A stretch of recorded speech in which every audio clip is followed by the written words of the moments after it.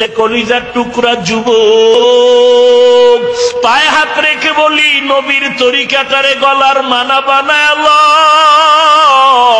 তোর মতো যুবক আজ দাড়িওয়ালা নামাজির অভাব নাই। ওরে যুবক, স্কুল কলেজে পড়ে নামাজ ছাড়ে না। তোমার মতো যুবক শ্রমিকের কাজ করে নামাজ বাদ দেয় না।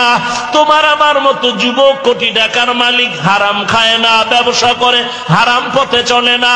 তোমার আমার মতো যুবক আজকে দেখো ড্রাইভারি করে নামাজ বাদ দেয় না। তুমি কেন পারবা না রে বাবা?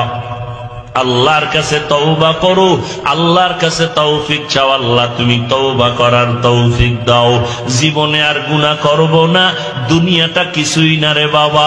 আল্লাহর জান্নাত যদি পেতে চাও ঈমানটারে মজবুত করে নাও। দুনিয়ার জমিন থেকে 9,30,00,000 মাইল উপরে সূর্য, রাতের বেলা নাই দিনের বেলা ছিল, তারপরও এখন এত গরম লাগে, ফ্যানের বাতাসেও ঠান্ডা হয় না। আর বান্দা যদি গুনাহ নিয়া কবরে যাও, আল্লাহর কোরআন সত্য, নবীর কথা সত্য।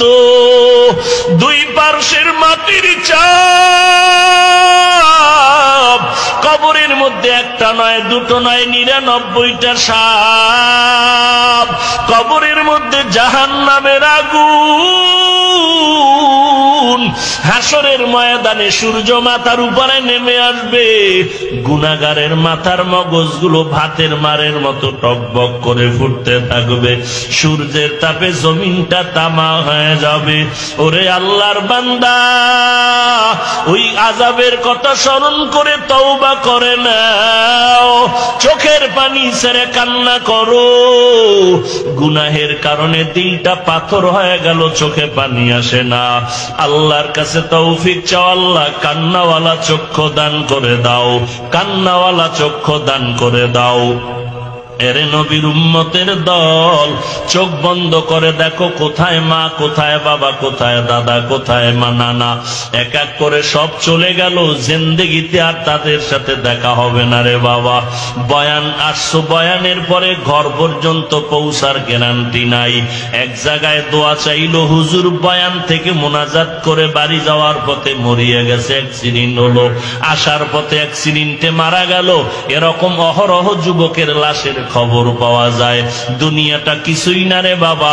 আজকে নবীর তরিকা মতো দাড়ি রাখলাম, টুপি পরলাম, নামাজ পড়ি, পর্দা করি, কই আমরা তো না খায় মরি নাই, আমরা তো হারামের কাছেও যাই নাই। আমাদেরকে মানুষ তো অসম্মান করে না, বরং রাস্তা দিয়ে চললে যত সালাম আলহামদুলিল্লাহ মানুষ আমাদের দেয়, মাথায় নিয়ে মানুষ আমাদের জন্য মোহাব্বতের সাথে দোয়া করে।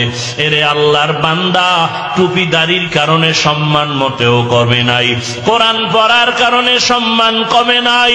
অতএব অনুরোধ করে বলছি রে যুবক, যে লাইনে থাকো, যেই ব্যবসা করো, চাকরি করো, অনুরোধ করে বলি নবীর তরিকা মতে চলো।